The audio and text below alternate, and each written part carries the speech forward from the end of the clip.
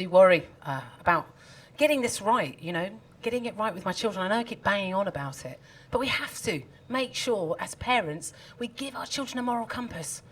We can help them to understand their own privilege. We instill empathy in them. Because otherwise, we're going to be wandering around the house and one day we're going to hear them saying shit like this. Why do we need an International Women's Day? Why isn't it called All Lives Matter? Why isn't there a straight pride? Because the day that happens is the day I'm going to have to head off to lesbian headquarters, a.k.a. Sandy Toksvig's house. Hand over my itchy waistcoat and my copy of Tipping the Velvet and hope that she lets me keep my National Trust membership. Because the people that are angriest in society right now are the people that seem to have the most privilege, isn't it? Straight white men! I guess if you're accustomed to privilege, equality can feel like oppression. And yes, I am having that tattooed on the back of my children's necks. Gotta get this right. And the thing is, the whole of society, not just in this country, but all over the world, we seem to be lurching to the right, don't we? We seem to be and there is the left, honestly, are a fucking shit show, aren't they? Kind of seem to, these people are incompetent bellends, and we cannot seem to just come together for a single moment to shit on them. No, we can't get it together. And even groups that you think, oh yeah, they've got it sorted. They know what they're doing, like the LGBTQI. Oh, they look really, look at the rainbow flag. They're really united. Are you fucking having a laugh? Gay men don't like lesbians. Lesbians don't like gay men. Nobody seems to understand what pansexual means, and everyone's got a problem with trans people. It's a fucking disgrace.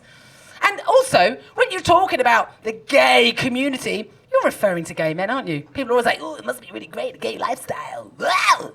Tell me about the gay lifestyle. Just you go nightclubbing and all the poppers, yeah! Having a great time in the dark room, stick your dick in a glory hole, yes please! Lovely times with the gay lifestyle, the pink pound and the gay lifestyle. I'm like, Jesus Christ, have you met a lesbian? Because our idea of cottaging is a weekend in the Lake District, okay? In a cottage, actually cottaging.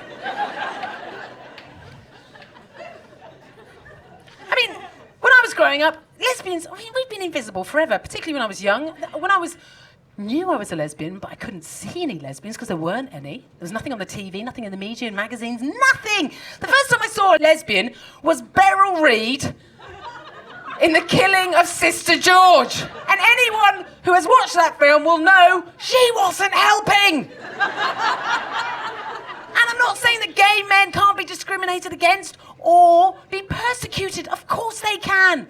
But they have male privilege, so they'll always be at a higher vantage point than lesbians, which is why I will always refer to myself as a lesbian, okay? I won't refer to myself as gay, but as a lesbian, because I want to be visible. And that's what I want for my family. I want my family to be visible. I don't want my family to be tolerated. I want them to be accepted. That's really important to me. And listen, to all the straight people, cisgender people in the room right now, you might not know this because this is your privilege, but the rights that you have are inalienable rights. They cannot be taken away from you. But for anyone within the LGBTQI community, our rights are gifted to us by the government, by people like Boris Johnson, okay? Dear God, do we trust that bellend? With our rights?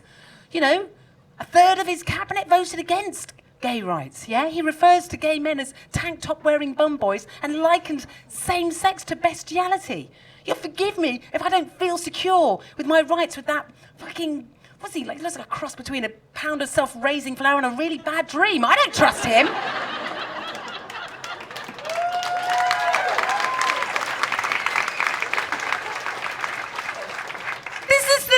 If you are constantly having to fight for your right to get married, to fall in love with who you want to be visible, to identify how you choose, to adopt children, to have children, to do whatever you want, if you have to constantly fight for those rights to be equal, well, guess what? You're probably not equal. And that's why we've got to have these conversations now. So we can change things before they get really shit. And the conversation needs to happen while you're young at school, and I'm not talking about secondary school, I'm talking about primary school. That's where we need to talk to our children. And I know the second you say that, people are like, oh my God, no, I do not want my children to hear about facts, particularly not the harmful kind. They're only little. You shouldn't be talking to children about facts and all the facts. Like, what the flickety fuck are you going on about? No one's going to talk to primary school children about sex. We're talking about difference, aren't we? My children know nothing about sex. All they know is that some parents have two mums, some have two dads, mum and a dad, maybe one mum or one dad, step parents, adopted parents. That's all they know. They don't know anything about sex because guess what? We have never sat our children down and had this conversation. Kids, come on over. Come on. No, come on, sweetheart. Come on, let's sit yourselves down. Okay. Now listen. Mummy and Mama, yeah, we love each other very much, all right? And that's why we've got short nails.